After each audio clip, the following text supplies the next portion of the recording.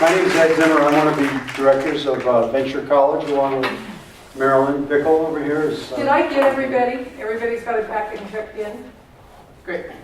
Great. And we have a special guest with us tonight, Kelli. Soll will be talking to you in a little bit. So great. Anyway, so what we're here to talk about is the, how many of you were at the Scramble? Most everybody. Great. Okay. So the Scramble was kind of phase one, and then phase two is the Entrepreneurial Challenge, the Boise State Entrepreneurial Challenge, which gives you a chance to develop your idea, pitch it. There's 4 categories. First prize in each of the 4 categories is $1,500. Second prize is $750. So you have a chance to earn some money or win some prize money. There's also some like best pivot, best pitch. There's a couple of other awards that way. And then next spring, I think about April, will be the Idaho Entrepreneurial Challenge, where that'll be open to all the universities in Idaho to have their students come and compete at that. And last year, I think Boise State students won about, there was $100,000 of prize money, and Boise State students won about 60 of it? Yes. 62, something like that. Cleaned up, did pretty well. It's kind of like football. Anyway, but this year we're expecting a lot more competition from the other universities to be there. So we think it'll be really good. And that's sponsored by Zions Bank, who puts up the prize money. So that's great. So last week, if you were here, we talked about your value proposition, what you were going to do, and so I want to spend a little time on pain versus gain. Pain means that there's something that you can make better. You can do something faster, cheaper, more value, those kinds of things, whether it's a product or service. That you've identified something that's wrong and that you can fix it, kind of thing. And that's as opposed to a gain, which is maybe your customers don't know they need the gain yet. They're not really looking for it, but it's something that is a differentiator that you've identified. Great example of this is, and I don't think anybody here is old enough to remember this, well, a couple of us might be, to remember this, that is when the iPhone first came out, nobody was saying, I want a phone with a camera in it. It wasn't on the radar screen for anybody. I want a phone I can make a phone call with, right? And maybe starting the text. All this other stuff wasn't even thought of. When Apple came out with the first smartphone, it had all those other things in it, which were gains. They weren't fixing the pain of making a phone call better, faster, cheaper, but it was giving you the same product to make a phone call, and these other things came along with it. And now, who has an iPhone, or who has a phone that doesn't have a camera in it? There we go. Way to go, Justin. Yeah, me recently. So that was definitely a gain in the marketplace. It wasn't fixing anybody's, problem. It was giving somebody something more. Certainly, there's a lot of pains in the marketplace, and pain might be a strong word. It might just be somebody wants a better solution. May I have your attention, please? Will Jessica and Akira please come down to the circulation? Okay. Well, Jessica. Okay. You don't mean us. Okay. So that's kind of a summary of what was talked about last week. I think Ryan Basso was here and gave you this little thing about how to talk to people and find out what their pains are, what they wish was better for them, and then find solutions to it, or find out what their gains are, like, oh, I wish it would do this, or something like that, right? So that's that. So, and evidence is that uncomfortable part where you have to go out and talk to people that you don't know to find out if what your idea is valid. So you've got an idea to fix bring a solution to a problem, or to bring more value to some people, and that's your hypothesis, that's your guess. I think this is what people want, and I think this is the people that are going to pay for it or that need it, and so that's all. That's the customer segment, and the value proposition is all above that. And now we're talking about the evidence, talking to people in the customer. Like if you think it's moms between the age of 25 and 40 interviewing college sophomore males probably isn't going to help you very much. The idea is to get to the people who you think needs the product or needs the service. And that's kind of the uncomfortable part, talking to people you don't know. You don't get validation, you talk about validation. Validation doesn't count if it's from your mom or an aunt or a best friend kind of thing. Validation counts when it's a total stranger that really isn't vested in you personally. So and I think that's what a lot of the venture college people have trouble with, is putting themselves in that uncomfortable position. One of our most successful stories is a company called Vivid Roots, and they sell branded t-shirts and hats and water bottles and raise money and provide wells to communities that don't have water in the third world countries. So that's what they're doing. They did over 300 interviews to validate because they started out as a nonprofit, and they thought we were going to raise all this money and go build wells. Well, what they found out was it's hard to be a nonprofit, and it's really hard to keep control of a nonprofit. It was better off if they were a profit company that made money, they could donate it for the wells. So that's what they shifted to. Interesting, in their first interviews, their first 300 interviews, it was all 18 to 23-year-old female. 18 to 23-year-old female. 18 to 23-year-old. So they validated at Starbucks by talking to every cute girl that walked in for a month, and they did. They got great validation for that segment. They said, well, you better talk to some dudes, because you know that the girls are interested in this, but you better find out if the guys are interested in this as well. But they were in their comfort zone for a while. They found out that they were really shy, but they found out when they could talk to some girls, they got encouragement, so they kept doing that, ignoring all the guys that walked in the door. But eventually they did get to them, and they got a valid business today. They're up and running. So we talked about this evidence is interview-based. You're talking to people that need your product or that know something about what you want to do. And Kelly's going to have a great example for us. You're either going to find out that you were right. Your guess that does somebody have an idea here? Want to share their idea? Anybody? Yeah. I want to provide supplementary education in terms of building skills for life. Okay, so supplementary education, right? Mm-hmm. If we're saying education needs to be supplemented, Yes. right? There's a pain there, and maybe not getting all the life skills out of traditional school. Yes. So you're going to provide that. Maybe some of that's a gain, but Better quality. better quality. Yeah. Okay. All right. So now that's a great hypothesis. It's a great value proposition. Who needs it? The teachers, it would make their lives easier. Okay, it's going to be geared towards teachers to help them implement these skills in their classroom curriculum. Is that right? Yeah, okay. The workshop will be like a continuation. So how are you going to find out if this is a good idea? Who are you going to talk to? I'm going to interview teachers to find out their difficulties in getting students motivated. Yeah. And I'm going to talk to the students to find out what they think what they don't like about class. Okay. Anybody else in the mix that you might talk to? Parents. Okay. Who's going to pay for it? Parents. Okay. It's probably good to talk to them then. Yeah. If you talk to the kids, they'll go, yeah. Great. So you're going to find out if that's what if this is valid or not. And if your idea is maybe not valid in the form you think it is, that's when you can do what's called a pivot. Anybody here play basketball? That's where this economic term came from basketball, really. It was like you keep one leg planted in your basic idea, and the other leg is moving around, looking for an opening, looking for that next opportunity, right? So that's where the pivot came from. Literally in basketball, you stop, if you move the other leg, it's a foul, you're going to lose the ball, so you have to keep that leg planted while you're looking for where you're going to go, where you're going to pass to. So, and Kelly's got a great story for that. So, any questions on this so far?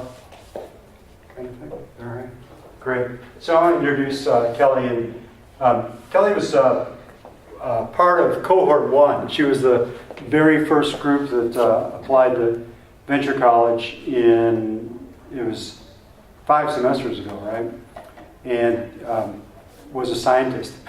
basically. And but I don't want to take too much of your story. Anyway, she got into venture college and came out of it with a viable business that supports her and a business partner, and is still soon looking to expand. So, this is Kelli Soll. Thanks, Kelli. Hi everyone, my name is Kelli Soll. I guess just to preface everything, I have an organization called Global Service Partnerships that I started with my experience in the first cohort of the Venture College. I think that was 2013. Yeah. So I was personally very touched while on a service trip in Belize a couple years ago. And on that service program, I realized how large of an issue the English language development was in Belize. It's probably the single most, the largest barrier to education in Belize as well. So I returned from this service trip, and it was 3 weeks later, and I had put together, in my mind, what looked like a great business plan. And then a couple months later, started the Venture College, and there, Kevin, Ed, and Marilyn later, started helping me put my thoughts through this business model canvas. So when I started the Venture College, I had really two ideas. And the first was to take people to Belize to get involved on service trips. And then the second part was there's a huge education issue, so let's build literacy materials and sell materials here. So the idea was someone would buy a literacy material that we created, and that same purchase, it was kind of a buy one, get one. So you'd buy one here, and then you'd send one to Belize. And through kind of my own validation experience and talking to customers, it was a horrible idea. The idea, the literacy materials, it just totally flopped. So that was essentially my first pivot. I then started focusing entirely only on service trips. And as I started to kind of create the program, I realized that that education material component was actually part of our service program while in country. So that's kind of the gist of the first pivot. As I continued on in the Venture College, I knew that there were high school students out there and college students out there who wanted to travel. More importantly, there were high school students here locally, like Bishop Kelli, who have service hours to complete. And then there's international schools who have curriculum that they also have to complete with service hours included. So my first move in the Venture College was to start talking to high school students. And I probably talked to almost 100. I think I talked to 90 through my Venture College experience. And all of them were like, great, Kelli, I'll definitely go to Belize with you. But my block there was none of them could pay for it. So that is when I realized that I really shouldn't be talking to high school students. I should be talking to the people who are going to write the checks for the high school students to go on the trips. And that was high school students' parents and guardians. So I created a flyer, and that was my minimum viable product. So that flyer was essentially a tool for the high school students to take home to their parents. And there I had a note that said the cost and what the next step was. And that was to meet me at a meeting probably in October or November of that year. At that time, I was able to talk to students and parents in the same room in order for them to give me a deposit to keep the programs moving and for me to validate my ideas further, because that check in hand was definitely validation that someone was going to pay for my idea. What were you asking for? For a deposit? Yeah. For a price? I think the first price that I threw out there for a deposit was $500. That was another experiment that I had because I realized that $500 felt too expensive for a lot of people to make for a deposit as well. So now, having kind of lived through it a couple years, it's a $250 deposit, and that's actually been pretty successful for trips so far. I realized too, especially at that meeting, that my relationship with my customers was going to become pretty direct. A lot of these parents were trusting me to take their kids out of the country, and they wanted their kids to return and in one piece. So that was a second pivot. I knew that my customer relationships were not going to be vague and superficial. They were going to be very trustworthy and direct. So that was a big thing that I learned too.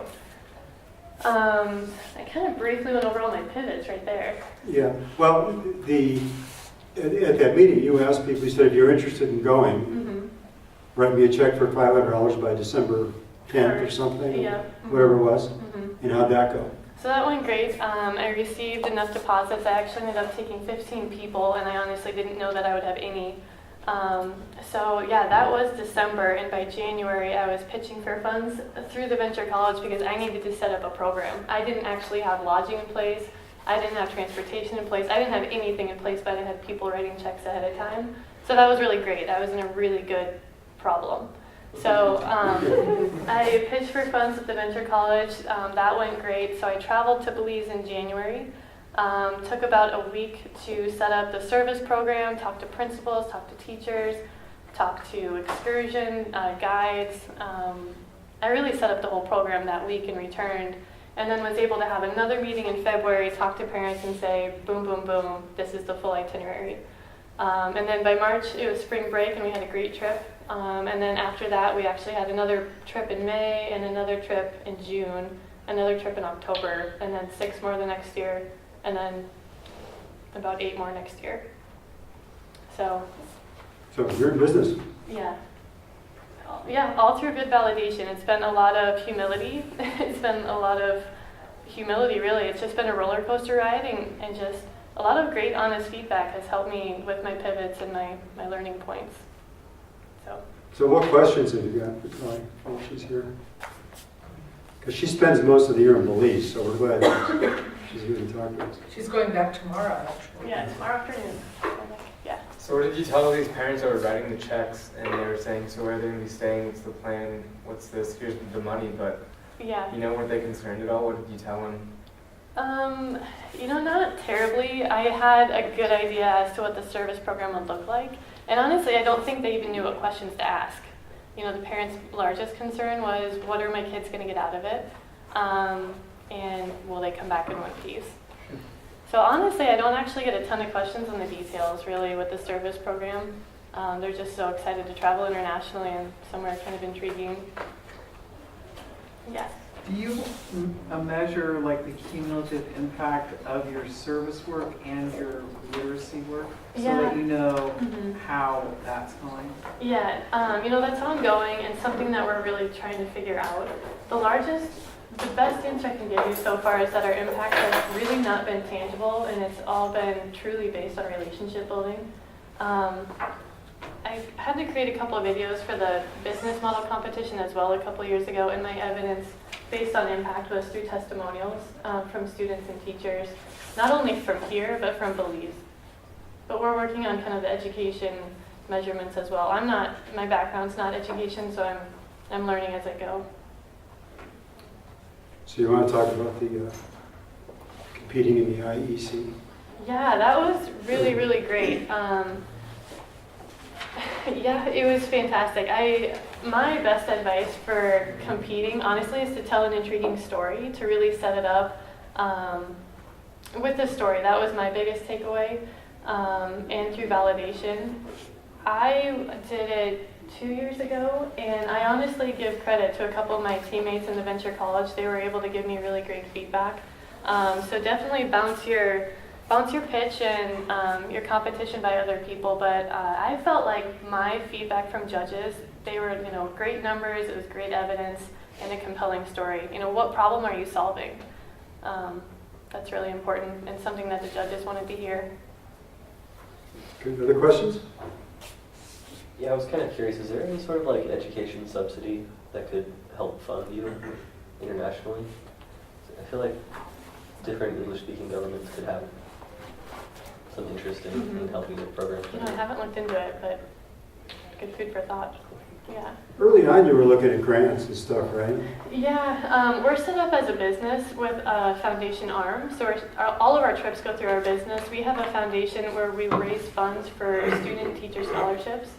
And that's actually been working out really great. And we've actually learned that there are other organizations set up like we are. So I'm glad to have the structure that we do. It's a lot of autonomy, and yeah, I like it a lot. Did you consider being a nonprofit first? Yeah. That was the original, right? Yeah, and I'm glad we're not, honestly. So. Any other questions? Yeah. So what kind of questions did you ask in the validation process? Well, first of all, would you be interested in traveling internationally? What kind of service program would you want to be interested in? How long would you want to be there? cost was a big thing. How much could you afford, or would you be willing to spend? We also incorporate components on our trip that are historical and cultural excursions, so kind of sharing some of that, and would you want to be involved in those types of activities? Length of time. There's a big variety. Yeah. I want to ask, I don't quite know how to formulate the question. So, what would you have done if your flyer and deposit and the parents Didn't work. hadn't coincided with everything falling in place when you went to Belize? So pretty much, what would have been my alternative? Yeah. So you had the money Mhm. from the parents and the willingness. Yeah. You went to Belize. Yeah. And the Belizean said, I don't think so. What would you have gone back and told the parents? That's a good question. I knew that the Belizeans were interested because we had personal relationships down there beforehand. Maybe we would have changed the service program in Belize. I guess, which would have been another pivot. Because I had an original idea to take students who come from impoverished backgrounds who have never left the United States, Mm-hmm. take them to my island, the Caribbean. That brings in cost to them, and it also brings in just them making them leave the country. So if I were to take a step forward and go make this offer, and then when I go back to my island and I don't get any support, what would I do? Yeah, yeah. I don't know. I don't know. But I'm very happy to hear that you did it. Take them anyway. Yeah. Anything else? Yeah, we're going to talk a little bit about why Kelli was so successful, and I don't think that I explained in introducing her that Kelli was the Idaho representative to the International Business Model Competition in Provo, Utah that year, right? Yeah. So she actually traveled and competed with, was there about 200? I think there was 100. 100? Yeah. Yeah, there was like 2,000 entrants worldwide for 100 spots, and Kelli had one of the 100 spots, and so competed there, and with that. So that was a great experience. Out of the Idaho Entrepreneurial Challenge, there's one spot. So the winner of the IEC, right, qualifies to go to the international competition, right? And you got $1,000 just for that, just for going. Just for going. Right, okay. One of the reasons Kelli was so successful was she asked a bunch of questions here and understood what the kids wanted and what the parents wanted before she asked for their money down here, right?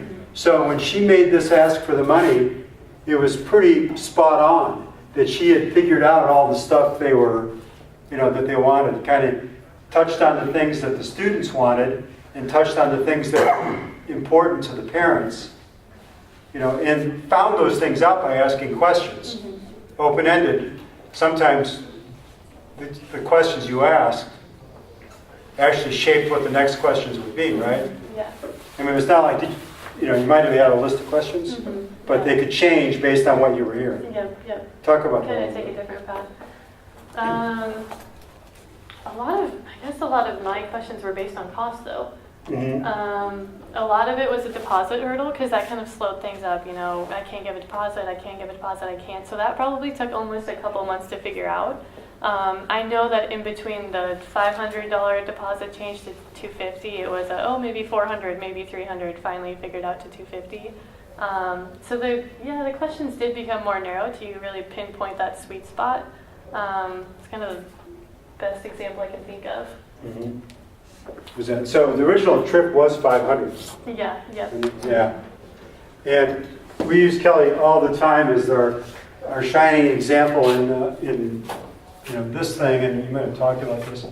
What's a pain somebody could fix is drawing with these things on this surface so that you can see it from the back wall. That's okay. Somebody could work on that. Okay, so minimum viable product. If you've got a service like Kelli did, her MVP was a piece of paper that had information on it. Here's the trip, here's the, here's our name and website and phone number, here's the trip, here's the dates, here's the cost. You want to go, write us a check for $500. That was it. That was it. What was she out if it was a failure? If nobody wrote anything, wrote a check at all, $20.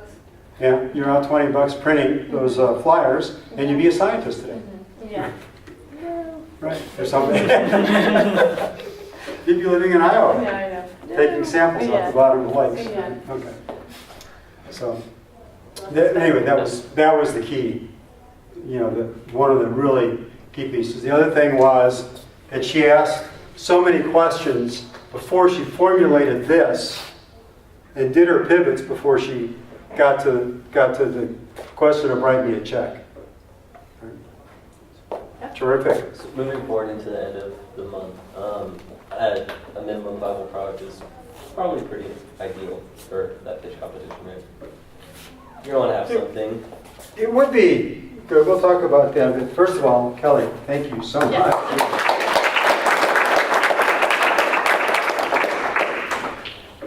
And maybe we should, well, you're going to answer that question, but I'm just wondering too, if any of you have questions about questions for your own idea, we'd be happy to help you with that tonight too. So be thinking of that while Ed answers Ed's question. Yeah, because that's really what we want to talk about here. And that's why I'm so lucky that Kelly happened to be here and available tonight to do this, because it was a great example of the interviews. Like, hey, I've just got this idea that I want to do, and now what?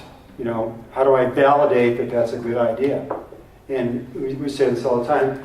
Entrepreneurs tend to live inside their head.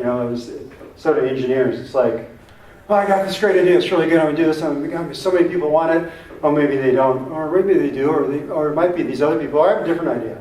You kind of talk yourself into and out of all kinds of things and waste a bunch of energy, rather than, and that's part of what we're, it's part of what we're doing is taking these ideas and committing them to something, maybe to paper or something, so that you're communicating them to other people. First of all, you've got to communicate it in a way that they understand it. And that's that pitch practice that we do. And then you need to listen to what they're saying to find out if your hypothesis, your guess, is valid or not, or you need to change it a little bit. You need to pivot a little bit. Pivot in the price, pivot in the thing. So that's kind of the whole concept. So you had a question specific about MVP. An MVP is helpful if it shows what you want to do, if it shows the value. And it could be paper mache, or it could, if it's a physical product, it could be renderings, it could be drawings or something like that. It's what do you need to communicate to your audience? What you're doing. In Kelly's case, it was put it all on a piece of paper. Well, for Vivid Roots, it was a picture of a T-shirt with their logo on it. Vivid Roots' minimum viable product was a rendering of a T-shirt that didn't exist. And they put it on a website, and they used social media, that was their channel, to get this in front of, the 300 cute girls and the 8 guys that they interviewed, and all their friends, and extended this out. They ended up with, 4,000 or 5,000 people, by doing this, and they, extended their reach that way through their interviews. And then they, well, let's try a T-shirt, and they got somebody to design a logo, and they put a rendering of this logo on a digital image, and put it on a website, and said, if you want to support this, buy this T-shirt in the next 72 hours. It was over Labor Day. Right, there was a finite period time of order. And they'll be delivered in 6 weeks. That was the deal. That was their MVP. They sold $5,000 or $6,000 worth of T-shirts. Well, then they ordered them. So we need T-shirts because these people committed. We got their Visa number, right? So they ordered the T-shirts, got them delivered, and then repeated that again and again and again. And now they've got an active website that's selling products and raising money, kind of thing. So it doesn't have to be much. We had another person that had an idea for a product that was going to use your kinetic motion to create energy to recharge your cell phone. Sounds like, who'd like that? You know, I would, I know. Okay, so his minimum viable product was he went to Home Depot and got a magnet and a coil in a little irrigation pipe, a little sprinkler pipe with caps on the end. And when you shake it, the magnet went up and down through the coil and created energy. And he put a little USB port you can plug your phone into and put it on a kayak paddle. So he proved the concept of that for $9. And that displayed what he was trying to do. Now, at the end of his journey, he figured out, I don't have the assets to figure this out on a scalable, idea. And there are other companies that are working on it. They have a lot more resources than I do that'll probably be successful and that are years ahead of him. So he decided to not go into that business. But he learned the process. Right? So he got a job, actually, out of that and was doing that. Well, and we've had people initially show apps. App ideas can be kind of difficult to have an MVP. We all think that you've got to have the program built and all of that. Yeah. And we've had one entrepreneur use drawings, just stick figures and kind of a series of things like that to get the basic idea across. Right. And that's been helpful as well. So there are lots of very simple ways to just show, to visually show what you're doing. And in this contest, I mean, the judging rules or the judging criteria are, first of all, evidence that there's a problem or that there's a gain that you're offering, right? And then that's worth solving. And it's like, well, my problem is we want to put a woman on Mars. So is that worth solving? And is it practical? Is the solution practical? Probably wouldn't get very far, as opposed to some other ideas of going to help teachers or going to take kids on service trips or whatever other ideas that you have. So it's it's the problem worth solving, and is not in your head, but in somebody else's head that you interviewed people, and then is your solution? Does it sound like it's going to solve the problem? If you could do it, you may not be able to deliver it, but if you could do it. On the subject of is the problem worth solving, kind of on the other side of the coin, if you've got somebody who you want to continue working with, but the particular idea that they're set on right now you don't think is viable, is there a good way to communicate that without sounding like a jerk? Form your own team. Form your own team. I mean, that's I guess is do your own presentation. Oh, I don't mean in this competition. I'm thinking of another scenario. Well, that's life. That happens in life. And there's that sometimes you partner up with somebody, and in the entrepreneurial world, it happens all the time, where people get together. Look at Jobs and Wozniak. Didn't particularly like each other, very soon into the thing. They were yin and yang, but they needed each other. Neither one would have, Well, and maybe what Justin is alluding to also is sometimes we have seen in partnerships, one partner doesn't want to hear what the evidence is and is stuck on what I want to do. And that probably is key to this pivot idea, is to the ability to really listen and or see what evidence you're gathering, what that's telling you to do. It's a very difficult thing to do, to change what you are really invested in. But as Ed is famous for saying, the marketplace doesn't care what you want. Nobody really cares what you think. It's what do they think? What do your customers think? Right? Oh, your mom cares. So if you're not hearing what you want to hear, that's a sign that maybe you should be listening a little more carefully, because there may be a pivot in your future.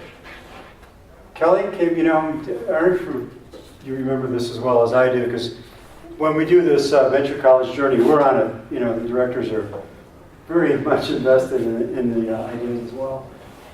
Do you remember your competition and how formidable that looked to you? Tours? Yeah. Yeah. Oh, yeah. There's a company called EF Tours. It's a multi hundreds of millions of dollars in student trips a year. And so it's like, here's Kelly, never done one.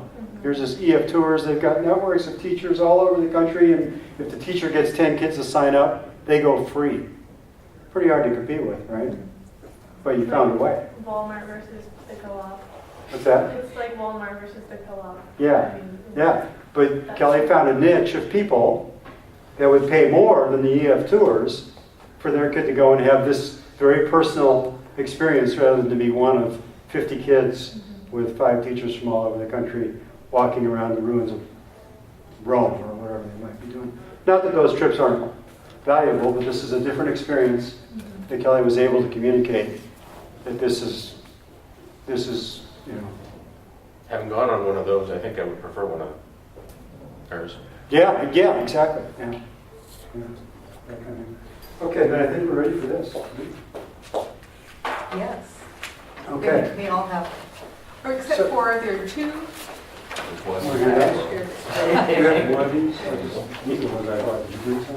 Yeah, they each have their 2 packets, Oh. but there are 2 packets. There are 2 people can.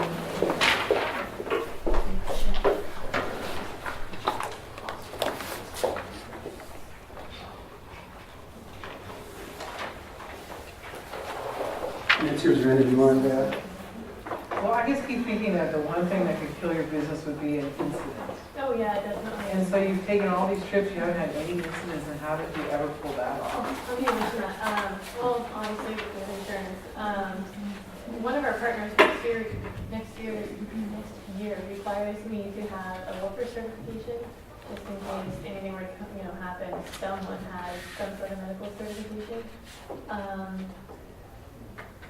I mean, our very first night we have an orientation, and I'm very serious about safety. Kind of scare them to start, but we go with very trustworthy people on excursions and guides, and we're making sure people are drinking water all the time. The only issues we've ever actually had are dehydration. And that can set us back in 3 days. Yeah. One of the things Kelly did on her, when she pitched for money to go to Belize, was able to meet directly face-to-face and build relationships with the suppliers. The bus driver, the person handling the luggage, the hotel. Is it a hotel or what? Is it a lodge? Yeah. Okay. So she met these people all personally, and that's why she was successful when she pitched for, how many college students come up and go, I need $1,550 to go to Belize for a week. Okay, here you go. But she convinced us that without this, the trip wouldn't work. Here she'd earned the trust of these people that wrote her checks, but this is the piece that was missing in developing her business. And so that was, easy to do. And because of that, now you use the same people over and over. Yeah. And so to really minimize the risk, right? Of that. So, anybody else want to just give us what's your idea? Anybody besides you? Somebody, please. We had reliable power systems for bicycles. Okay. Power generated on a bicycle? Not necessarily. Okay. Possibly a power pack that you charge in your house and take with you. Okay. So it's not powering the bicycle? It's powering the lights, the Okay. accessories. Okay. Great. Any other ideas? That's why you're here, right? Yeah. So our idea is to kind of connect the BLM wild horses with prison inmates. Yeah. Good. Good. Using drones to reseed after wildfires. Great. So you guys have really thought about this a lot. Have some practice with that. Okay. You sat in the front row. Don't punish her. Yeah. Do you have it? I know. You don't? Okay. Great. Yeah. Our idea is still in the works. Talking a little bit about a cooperative sustainable energy source. So kind of like having inner-city solar systems for communities. Oh, okay, yeah. Well, actually, sign me up for that. That's good. Okay, so some of you are already working on this. This was something that came out of one of Kelly's classmates in the first cohort, our very first class at Venture College. There's a thing called the Lean Launchpad business plan. You've seen the business model campus, right? Those have also seen. We should have brought it in. Everybody's seen it enough, right? Know what I'm talking about? Okay, so there's a software package that gives you that. It's called Lean Launchpad, and you can go on and you populate it with your customer segments and your value propositions and your different hypotheses. And as you go through your journey, you document your interviews, and it helps you validate and invalidate your ideas and capture your pivots and those kinds of things. So one of our early students, we use that. So everybody in Mitchell College has a Launchpad Central account. One of our early students called them so often and bugged them so much that, it doesn't do this, or if it did this, I could do that. He called them, he was like talking to him like every week. They started calling him and saying, what do you think if we did this or that? Anyway, they hired him. So he was employee number 6 in a Silicon Valley startup. He moved to California and he finished his degree and took the job and moved down there. And now has been recruited away by another company that's also kind of in he's become kind of a guru. He's 24. Yeah. He's become kind of a lean launchpad or a business model canvas guru. Anyway, he was here for the scramble, and at the scramble he gave us this. That's what the new startup that he's working with came up with this. And it was just a way of trying to, everybody here knows what an elevator speech is, right? Okay. So this is trying to dial in your elevator speech. You got 20-second elevator ride to tell somebody says, what do you do? You can spit it out, right? Yours was good. Yeah. So in fact, all the ones I heard here were good because they were really concise. You can talk a little bit more about the connection between them. So take a minute or two and work on this. So take your idea and put it there.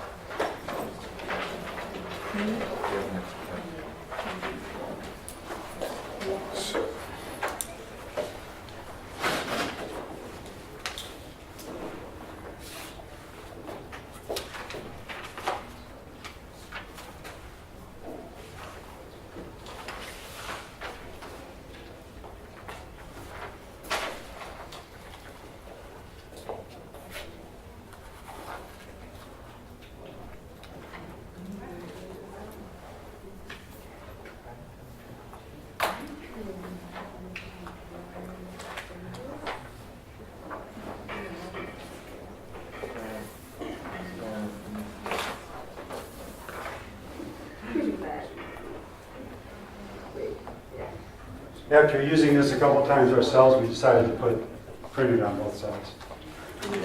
Because we kept pulling more. However, I don't know, I gave those for a cohort with Christoph. Oh, these aren't? Double Bs. Oh, okay.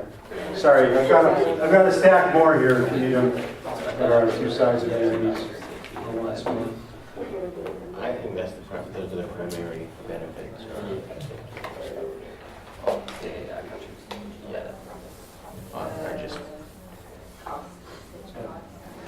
I like to put adjectives with Yeah. First. Here they go over here, but... And no adverbs, please. Yeah. My first one was like, scribble. Okay, I'm going to share one with you guys because I'm involved with a startup here in Boise. It's a little manufacturing company. And see if you get what we're doing. And then I'm kind of teaching this stuff, so I should be good at it, but I'm not sure. Okay, so we are offering a weapon retention device for police cars that securely locks tactical weapons, enabling police officers easy, quick access to the weapon, unlike any other gun lock in police cars.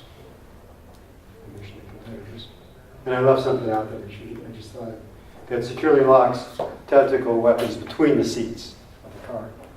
So that's That's what we're doing. That's what that company does. Get an idea what it is. Okay. And then to extend that a little bit, the pain is that since police are now using tactical weapons instead of just regular rifles and shotguns, the conventional gun locks between police cars only hold rifles or shotguns.